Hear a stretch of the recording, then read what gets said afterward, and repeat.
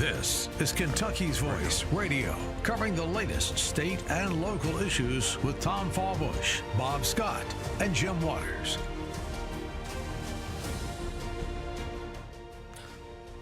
Good morning, Kentuckiana. This is your special host on Kentucky's Voice, Dr. Lance Pearson with the Kentucky Liberty Caucus. And I guess I can make the announcement now. I am also going to be taking over the Louisville Tea Party at the beginning of next year. So I guess I'll start mentioning that on these intros. Thank you for joining us. Let me first just tell you about how you can reach all of the different avenues where we publish content. The first is KYVoice.org if you go on the internet. This is a ministry and a conservative podcast slash radio show.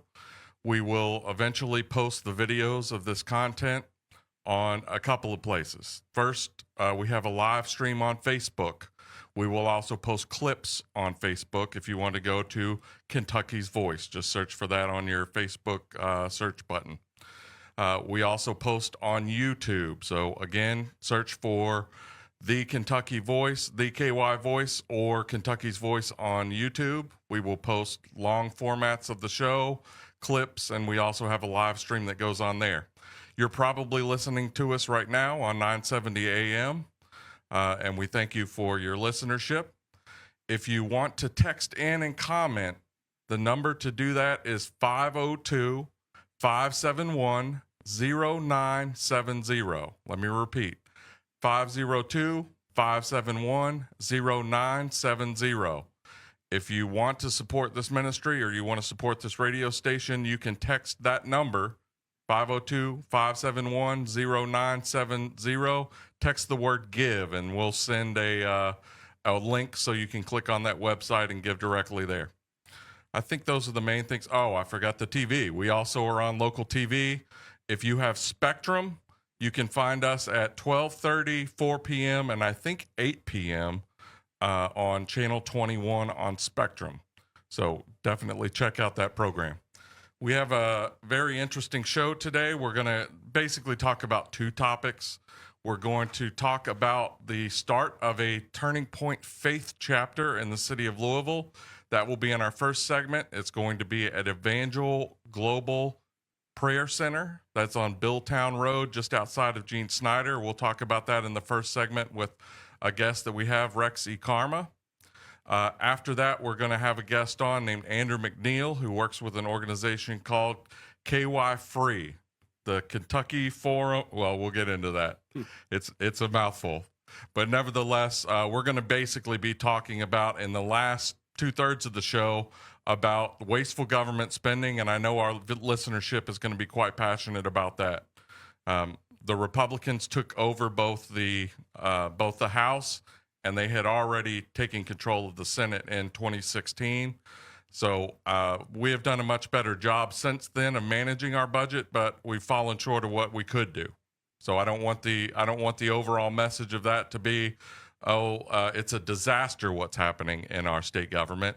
But how can we find improvement? Where is some wasteful spending, misappropriation of funds?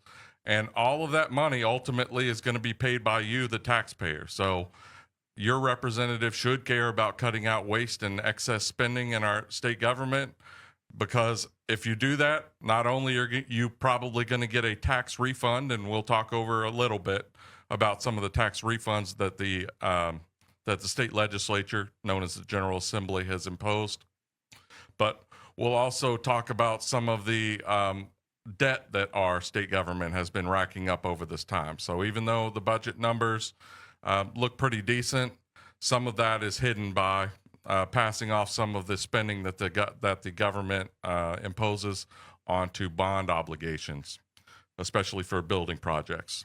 Okay, so I want to encourage you to come back. Right after the break, we're going to have on, again, Rex Ecarma with Evangel Global Prayer Center, which is a church on Billtown Road just outside of Gene Snyder. They will be having an event tonight, if you want to attend that, at 7 p.m. So when we come back, and I encourage you to come back, we're going to hear more about that topic.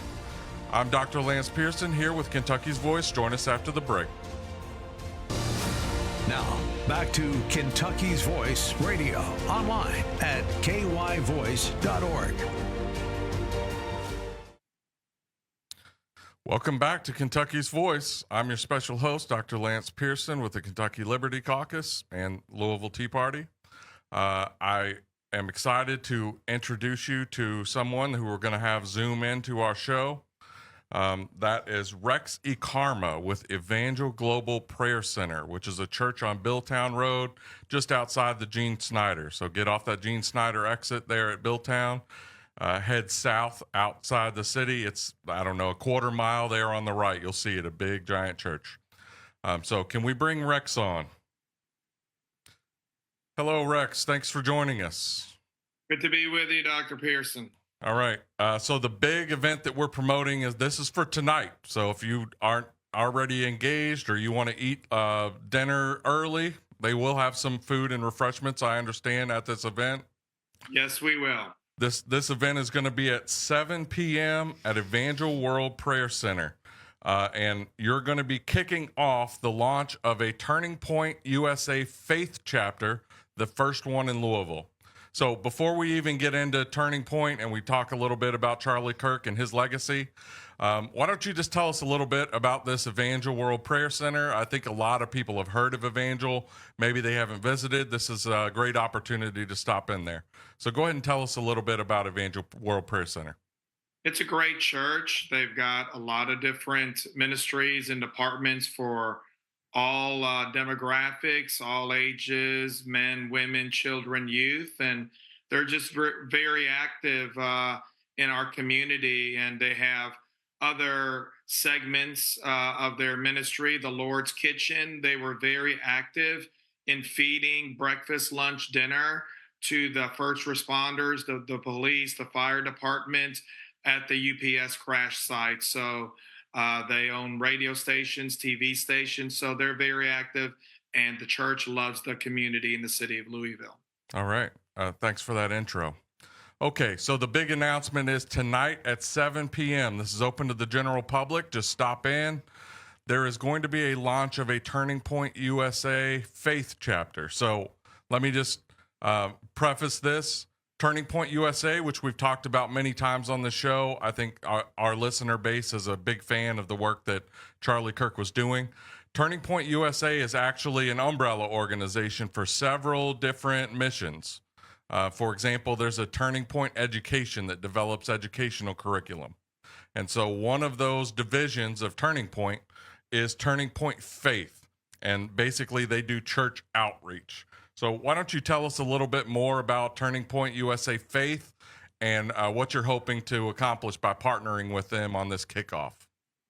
Well, I mean, we were inspired, Lance, with the life of Charlie Kirk, especially after September the 10th. And, over 300,000 people attended physically that memorial service. Right.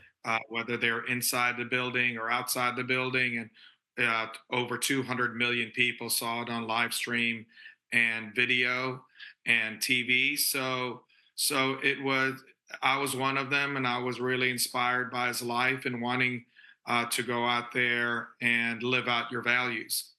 Right. And so can you just talk a little bit more about the mission of Turning Point Faith? From their website, they broke it down into engage, equip, and empower. But just how do they actually work with churches, and what is their mission in doing so? What are they trying to accomplish, and what are you trying to accomplish by partnering with them? Well, Lance, obviously there's a big demographic out there. The 3 weeks after his assassination, there was 2 million people, 2 million Bibles bought, right, purchased.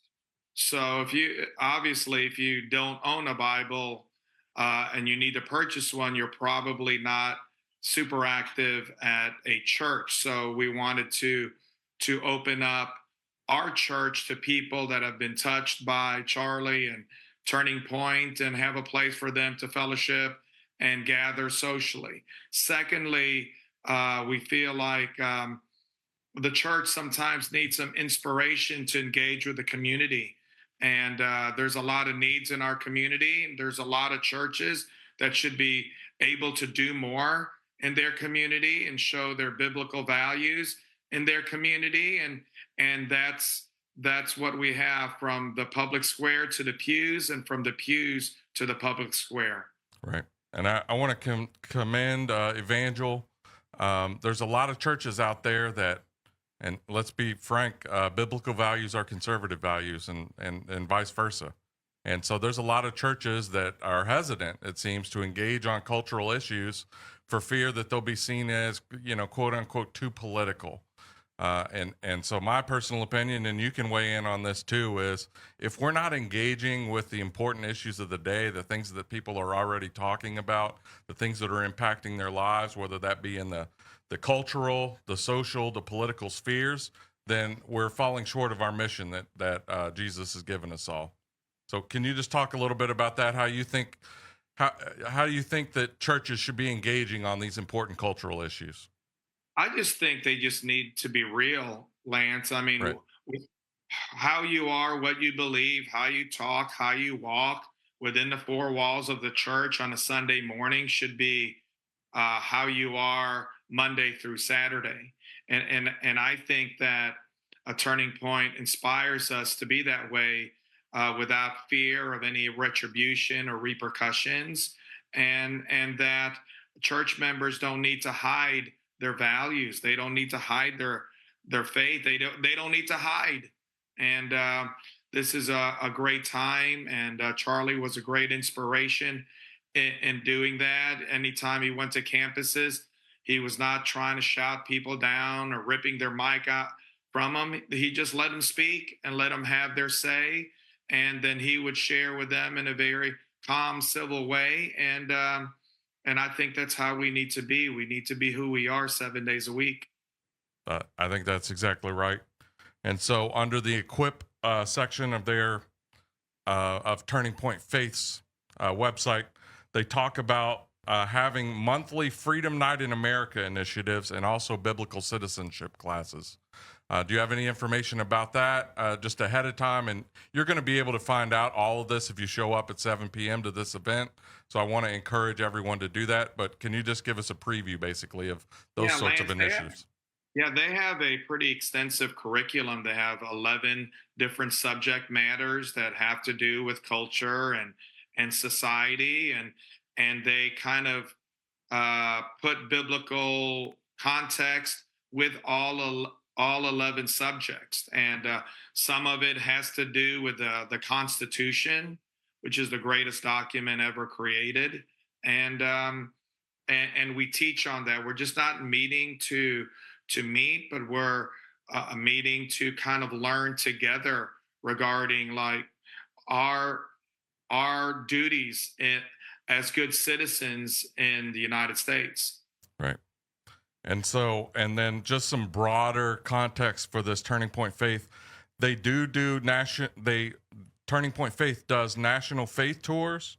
They have faith leadership summits, and they consistently talk about foundational biblical principles and how those impact communities. And so this is going to be the kickoff of this initiative. Are you all planning to have monthly meetings of this chapter that people can get involved with? Is that the picture? That's the idea. We're going to have a meeting every month, and we'll probably do things in between. Like my first challenge to the group tonight is tomorrow morning, the Lord's Kitchen and at the Corner of Hope, they're doing a food giveaway to the community in that side of town, and we need volunteers at 9:30 at the Lord's Kitchen. And we're just going to give free food to people who may not have the means to have a great Thanksgiving dinner. And that's all given away, supported by the Lord's Kitchen and the church. And again, we're engaging with the community that way. So we're excited about it. I think there's going to be a good turnout, and I think we need to do more in the church of helping our community in every possible way we can, but also we can't hide our values as well. Right. Okay, so let me just cap off the end of this segment. I want to thank Rex Ecarma for coming on and talking to us about Evangel World Prayer Center. If you want to go to Evangel World Prayer Center's website, that is ewpc.com. You can find out more information about their church, some of the ministries that they're performing. And I encourage everyone to come out to this event. I think if you're watching this online, we've got the promo graphic up. That's at 6900 Billtown Road in Louisville. You just take the Billtown exit off of the Gene Snyder and you go south outside of the Gene Snyder for about a quarter of a mile, and you'll see the giant church over on the right-hand side. So that's 7 p.m. tonight. I want to thank again Rex Ecarma for coming on. If we could put him back up, I just want to look him in the face and say I appreciate the support that he has for our ministry, and we want to give that support right back to him. Thank you. We will be having the chapter presidents of Evangel UK and Bellarmine speaking too. Are you ready to stand for truth? Kentucky is at a crossroads, and we need voices that won't back down. This is your moment to rise, speak up, and be part of a movement that's changing the narrative in the Commonwealth. Kentucky's Voice is calling on bold citizen journalists, fearless editors, and those unafraid to speak truth in the public square. Volunteer, intern, contribute.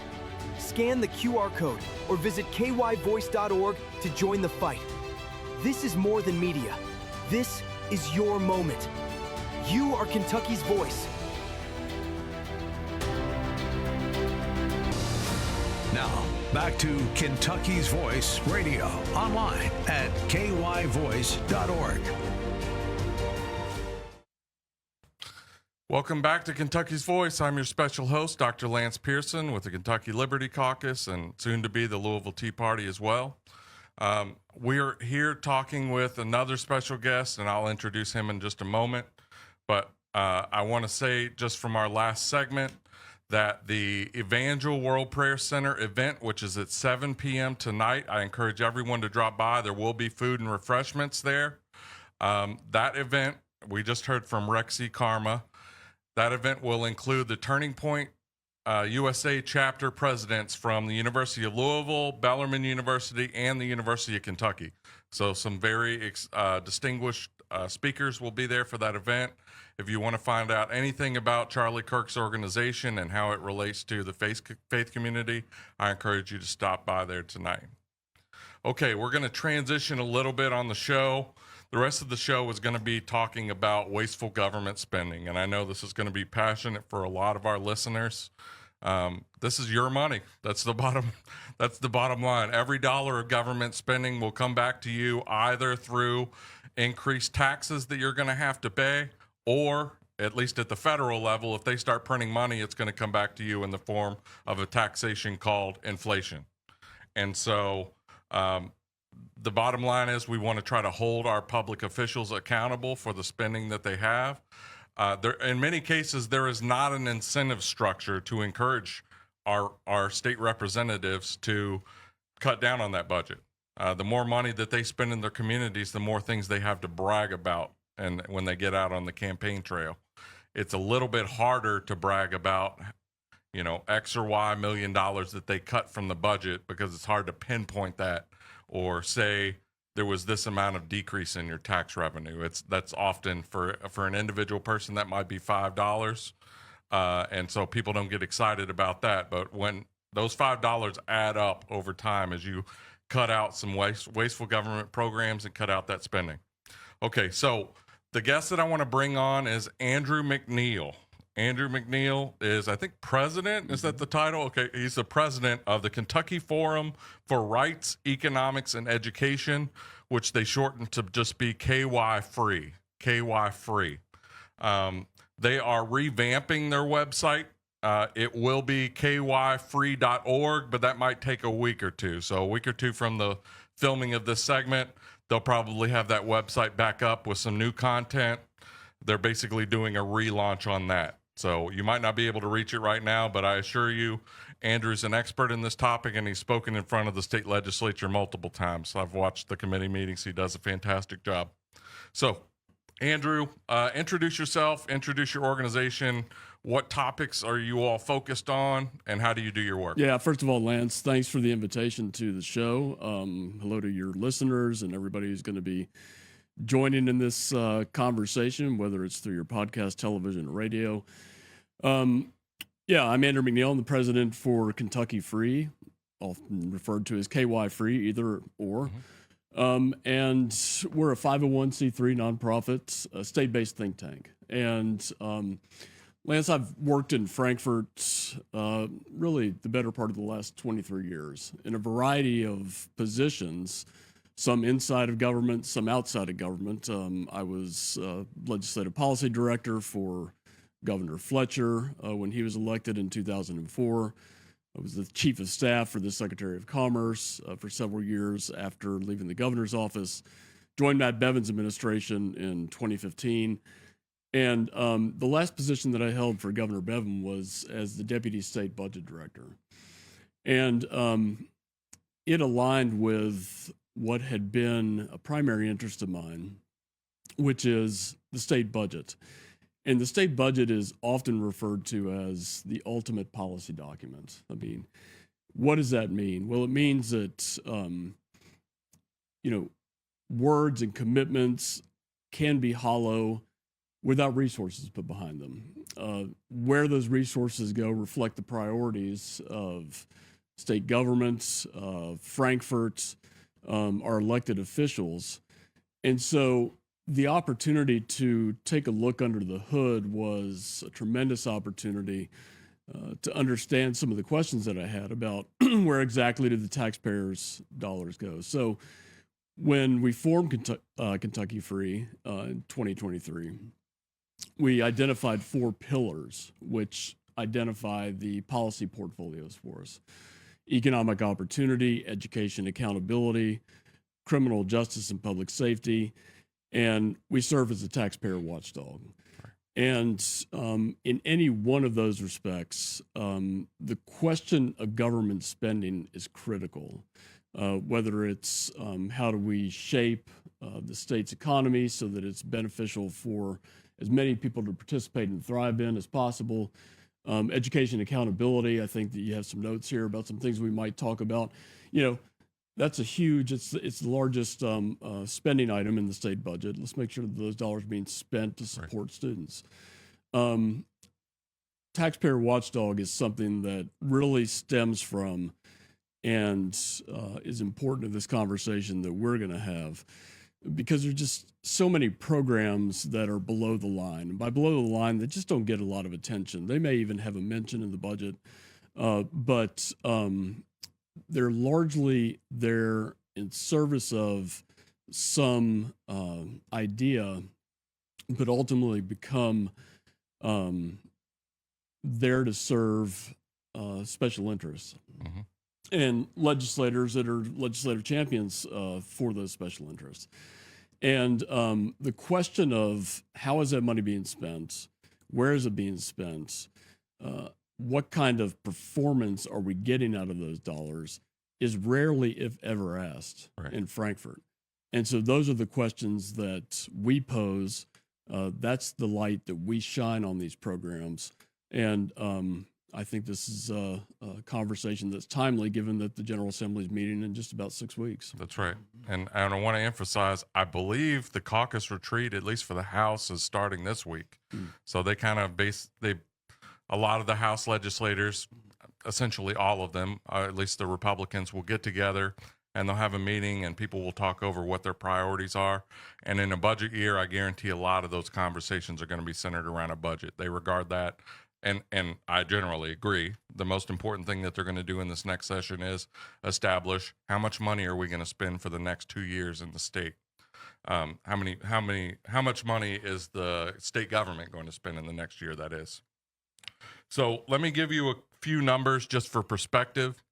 Kentucky is a relatively poor state, and the way that impacts us is the state of Kentucky is a tax taker from the federal government, not a tax generator for the federal government.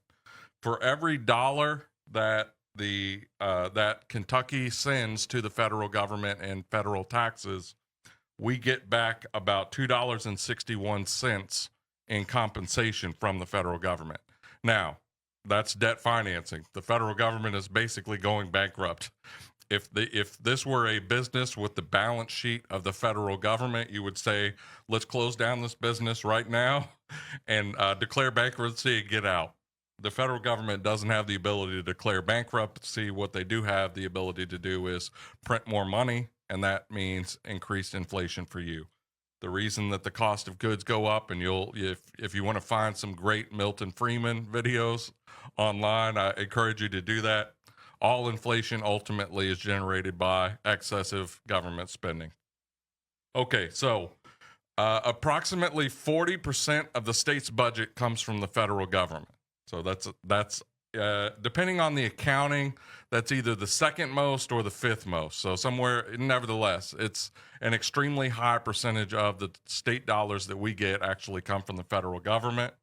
That isn't an enviable position to be in, though. We don't want to be, I don't want to say deadbeat, but either way, we don't want to be basically creating a burden on our grandchildren from all the money that we are taking to try to accommodate some of the needs of our state. Now, not all of that money is wasted. We don't want to give that opportunity. We don't want to give that impression. So when we criticize some of the government spending programs in the next couple of segments, don't make it seem like we're criticizing everything that the state government does or even the intention of our legislators. Come back after the break, and we're going to get into some of these spending and where this money's going. Now, back to Kentucky's Voice Radio, online at KYVoice.org. Welcome back to Kentucky's Voice. I'm your special host, Dr. Lance Pearson with the Kentucky Liberty Caucus and soon to be also the Louisville Tea Party. Today we're talking about wasteful government spending. Where is all the tax money that we're sending to the government or that the state is getting from the federal government? Where is that going? And are there some things that we can trim out? So I first want to give a little bit of perspective on how that funding has changed since Republicans took over both chambers of our state legislature. We can't pass off these spending issues onto the Democratic Party as much as we'd want to. Republicans have been in charge with a supermajority in both chambers since basically Trump was elected. That Trump election was when the Republicans took over. The Republicans now control over 80% of both chambers, 80% or over of both chambers of our state government. And so these spending issues are a Republican problem, and we need to address them. Okay. Now, the government budget is broken into a couple of different, what they call funds.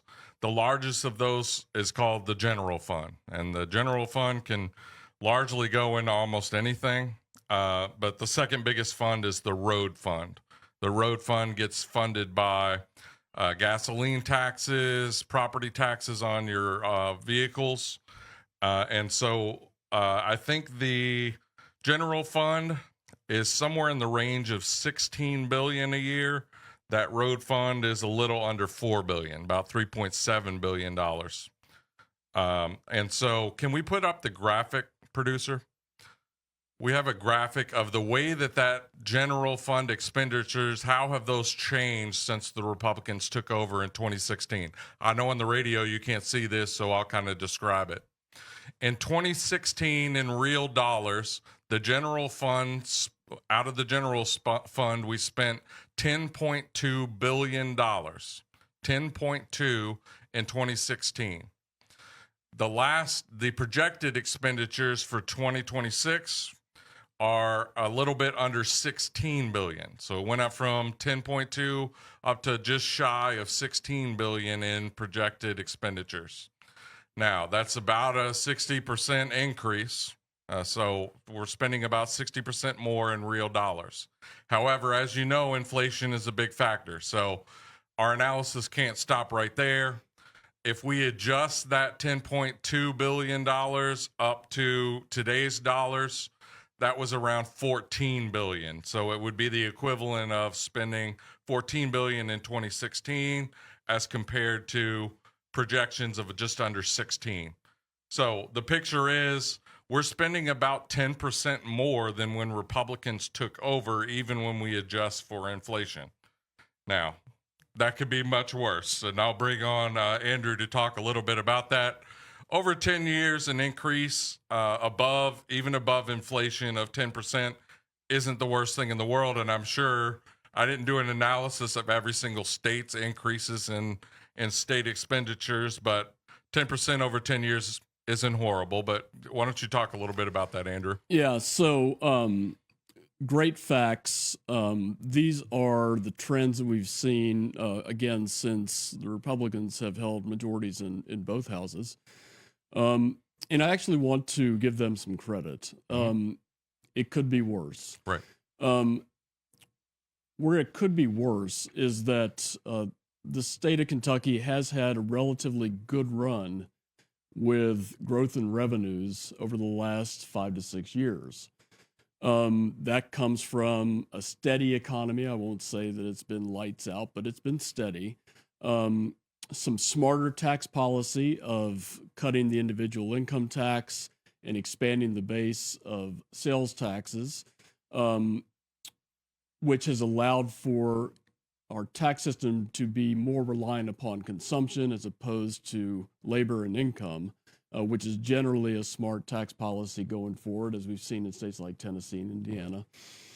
So with the growth in this revenue, there have been decisions made by both chambers to not spend every dollar that comes in, which was exactly the practice in Frankfurt prior to 2016. Right. And why don't you talk about the savings that we have from our state government, the rainy day fund in particular? Yeah. So where you're realizing those savings, which are really just those deferred dollars that are not being spent, go into the budget reserve trust fund or the rainy day fund.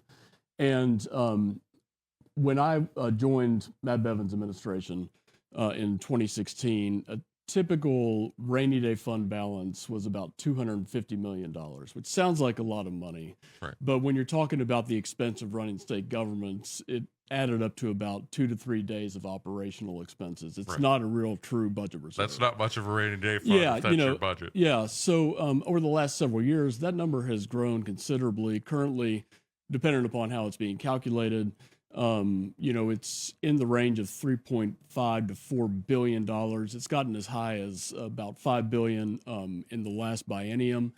And again, that represents dollars that are available when we have emergencies, which we've seen with flooding and tornadoes in the state. We're able to go find or, allocate $100 million to flood cleanup or tornado tornado recovery, cleanup, et cetera, from those reserves. They're dollars, again, that aren't being spent. But more importantly, and I think that this is important for conservatives to hear, a strong rainy day fund is the best defense against a tax increase. So when there are revenues that flatten out, which we're potentially seeing over these next 2 years, in the past, what that has led to are what I call the nickel and dime tax increases that really don't get much attention, but ultimately end up being paid for by the taxpayers and Kentuckians. With a strong rainy day fund, the purpose of that is to help smooth out some of those needs in the immediate term, so that we can get through this budget session without having to rely on tax increases, without having to undo what we've done with the state income tax, without having to layer another quarter on top of the cigarette tax, and support those services that are essential. Right. And our producer, could you put up our second graphic? I just want to get a picture of how we are spending this money. Again, we're focused in on general fund spending. There are other funds that are involved, for example, the road fund, that aren't included here. But if you are watching this online, and I encourage you to go to YouTube and search for Kentucky's Voice to find this video after our show. We usually post it 3 or 4 hours after the show, so there's a permanent record. But as you can see, here's a pie diagram of the over 2 years, $30.4 billion of budgeted spending. That's, $15-16 billion for each fiscal year. And how that is distributed. Where is that money going from our general fund? And for the people on the radio, 38.9%, just under 40% of all that spending goes towards education. That's both higher education and K through 12 education. Medicaid is our second biggest expense, and that's at the state level. The federal government pays in far more for our state Medicaid than the state does, but that takes up a little under 20%. So a little under 40% for education, a little under 20% for Medicaid, just the state portion. And I want to emphasize the reason that is so high is largely due to Medicaid expansion that got imposed at the end of the older Beshear. At the end of the Steve Beshear administration, we expanded Medicaid so that I believe it's about 30 to 35% of the population of the state of Kentucky is on Medicaid. So you can see that's a substantial expense. The other 40% of the spending is kind of spread out on various things: criminal justice, housing prisoners, holding trials, all those things. Also paying law enforcement. I'm sorry. I actually combined education. There is a separate section for post-secondary education. It's blocked by my camera. And then just some general human services, other programs that the government runs are a little under 8% of the budget. Okay, so which of those broad categories, which areas do you think there's the most waste, the most room for cutting out of our spending by the state government? Well, I would say that it makes the most sense to look at that other category. Okay. Yeah. Now, I want to maybe, before that, talk about education and Medicaid. Yeah. Medicaid especially, because do you call it waste and abuse? It's sort of a fine line. Right. When you have 1 out of 3 Kentuckians, as you mentioned, that are on Medicaid, and there are serious questions about whether or not there is enough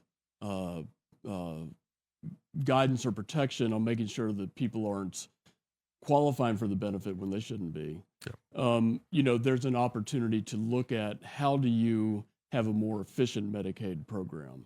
And Medicaid is a key driver in state spending going forward because Absolutely. Healthcare costs, that's where the increase is really rising. That's where we see the increases, and we have to come up with our dollars first to qualify for the federal dollars. Right. In education, I think that there is a real opportunity to begin a conversation of what exactly are we getting for the dollars that we're spending. Okay, so. Right. For fiscal conservatives, I think that it's not only that we have questions about potentially wasteful spending, but waste can be defined by this question of performance. Right. I don't find that with most of the fiscal conservatives that I talk to, that there is always a fundamental problem with every dollar that's spent in government. We Absolutely understand these right. services that are important, and education is one of them. And healthcare for kids, yeah. And healthcare for the vulnerable, healthcare for children, as you said, those social services. What are we getting out of it? Right. And what we have seen, and many states have seen, is that we continue to put more money towards an educational system that isn't performing. Right. Let me cut you off. Yep. We're reaching the end of our segment. In the next segment, we'll get into some specifics on some of the most egregious spending, I think, from the state government. Join me with Andrew McNeill after the break. Kentucky's Voice is your home for real news, real people, and real answers. But we can't do it without you. Your financial support helps us bring truth to the forefront, hold leaders accountable, and give a voice to the people of the Commonwealth. Join the fight today. Give online at kyvoice.org or text KYVoice to 53555. Every gift makes a difference. Stand with us. Speak up. Stay strong. You are Kentucky's voice. Now, back to Kentucky's Voice Radio, online at kyvoice.org. Welcome back to Kentucky's Voice. I'm your special host, Dr. Lance Pearson with the Kentucky Liberty Caucus and soon to be also the Louisville Tea Party. Today we're talking about several issues. I want to again pitch going tonight at 7 p.m. to Evangel Global Prayer Center, which is on Billtown Road, just outside the Gene Snyder, about a quarter of a mile. It's 6900 Billtown Road. There is a Turning Point USA Faith chapter that is starting there, and this is their kickoff. There will be food and beverages, refreshments provided, but if you support Charlie Kirk's mission and the impact that churches should have on society, on cultural, social, and political issues, I encourage you to go to that event. Okay, I'm going to bring back on Andrew McNeill. He is with KentuckyWired, KYFREE. You can also find them, and I don't think we even promoted this, if you are on X, you can find them at free_Kentucky. Go to Andrew's posts on X until they get their website back up, which will be at KYFREE, KYFREE.org. Okay, this last segment, we're going to talk about what Andrew, and I generally agree with Andrew, by the way. I don't know if I'll chime in on every one of these, but some of the most egregious waste of spending. I do want to emphasize, as Andrew did in the last segment, most of our state government spending I don't regard as wasteful. There are important things that the government does, and the vast majority of people aren't opposed to education, public education, for example, generally, although they might want other options, more school choice options. We're not trying to bankrupt our public schools. We want them to operate efficiently.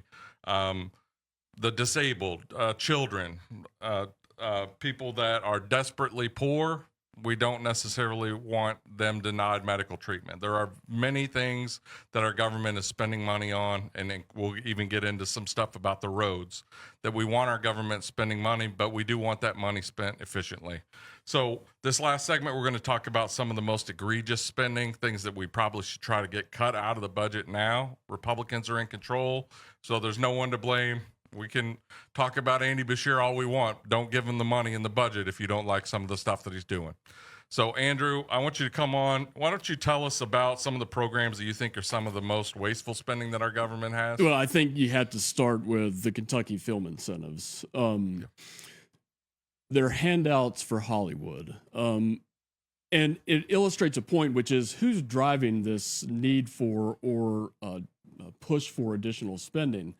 I mean, with the Republicans having such strong control over the General Assembly, it's not the progressives, it's not the liberals. Now, given the opportunity to spend more, they would like to. Yeah. But a lot of times it's industries and it's special interests. That's right. And about 4 years ago, the film industry slipped in a provision into a bill at the end of the session that allocates $75 million a year for film incentives. Yeah. Now, these incentives are different than most traditional economic development incentives. Most traditional economic development incentives are really credits against taxes owed. Right. These are straight subsidies. So that a film that was made in Kentucky that has a budget of about $5 million will get a check from the state treasury that could be anywhere between $500,000 and $1 million. I mean, these are payments made to production companies to film in the state. And what supposedly is the state getting out of this? Well, the argument is that we're quote unquote building a film industry. Right. However, we're not really seeing that to any scale that is likely ever to compete with a state like Georgia, a state like New Mexico, overseas. I mean, California just instituted a $750 million a year film program. Look, let them waste their money on the film industry. That's the home of the film industry. That's right. But we're not playing in the leagues of these other states, so that really these $75 million is not really going to lead to any long-term economic investment or impact in the state, in my opinion. And here's the real critical question is, what could that money be better spent towards if we were going to spend it? To the point that you've made about legitimate investments we still have Kentuckians that don't have clean drinking water, Right. that don't have proper water and sewer being delivered to their home. That's the trade-off that we're looking at. So the film incentives, again, motivated by well-connected industry, I think is the most egregious. The second most egregious, in my opinion, are single bid asphalt contracts. Right. As you said, the So roads. this is roads. The state government doesn't actually implement or repave or really do a lot of the maintenance on the roads. They contract Sure. out with private industry. So go ahead. Yeah, and that's the appropriate way to do it. The state garners the resources through, as you said, a very variety of taxes and fees. And these are dollars that are put to work on behalf of constituents. I mean, we all want to have safe roads. We want to have roads that are not in terrible disrepair. But you see in about half of the counties around the state, certain companies, a limited number of road contractors, have the benefit of no competition. Right. In some areas of the state, that is just simply a geographic reality, and I'm thinking about Eastern Kentucky for the most part here. But in other parts of the state, it's really a question of what's going on here. Right. Why aren't we seeing more competition? Fayette County, Kentucky, home of Lexington, second largest city in the state. There's a road contractor over there that rarely, if ever, has any competition for road projects. And you see, as a result of that, highly inflated bids for projects that if we could get a second bidder in there or a third bidder, competition would lead to drive down cost. And again, when you drive down cost or you're having the most efficient bidding for road projects, where does that extra money go? Well, it goes towards more projects. Rural roads can get paved. Dangerous curves could get straightened. There'd be less of a call for an increase in gas taxes and other fees, which various industries are often calling for over in Frankfurt. The third item is an oldie but a goodie, but it's KentuckyWired. Yeah. KentuckyWired is it's the fiber optic bridge to nowhere. It was launched during the administration of Steve Beshear. Steve Beshear told the General Assembly in 2015 that the only commitment that the taxpayers were expected to make to this project was a $30 million bond issue. There was a tremendous effort to hide the ball on exactly how this project was designed. Now, what is this project? It's a statewide fiber, state-owned and subsidized fiber network, in direct competition with private industry, and it has turned into a money pit. It is pointed to by other states as a warning to not consider going down this path. And in this next session alone, you can expect that another $80 to $90 million will be thrown at this project just to keep it afloat. And ultimately, it's never going to pay for itself. So all of this money is just being flushed down the toilet when really what we need to do is figure out a way to dismantle it and close it. And I'd like to see the legislators start having a serious conversation about that. Right.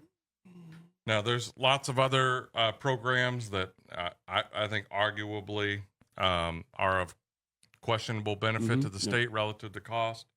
I know something that's gotten a lot of publicity over the years has been some of the corporate incentives that have been given out by the state to try to get various businesses to locate to the state. Now, in general, I'm opposed to the government putting their thumb on the scales and having quote unquote signature industries that we're trying to create an incentive structure that they continue to build out here relative to other places, when most of those industries we're going to build out here anyway. It's ultimately just a government handout to particular corporations. I don't want to, however, give the impression that I, or people who think like me, people on the liberty wing, I guess, of the party, are opposed to all incentives. We are in an economic climate where other states are offering incentives and trying to make yourself competitive with those other states in order to bring in some of these businesses and hopefully significant tax revenue down the road and jobs. Isn't necessarily, like as a general rule, that isn't always wrong.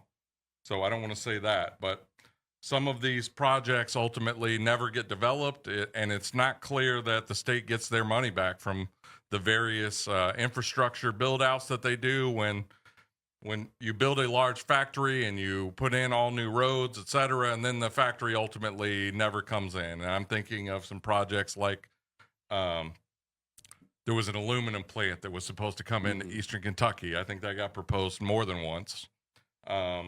There's apparently a battery plant just outside Bowling Green that it's questionable whether anything's going to come of that after there was a lot of build out.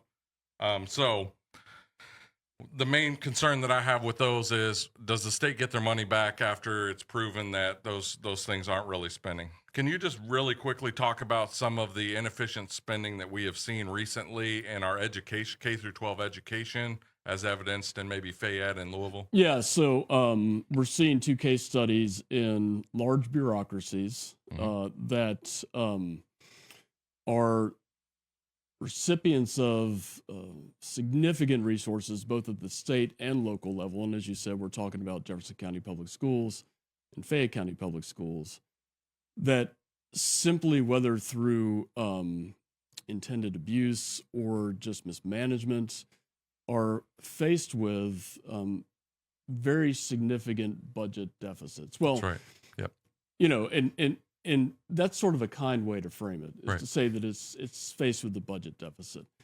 These were decisions that were made by the executive leadership and approved by local school boards to simply put them on a spending trajectory that wasn't sustainable.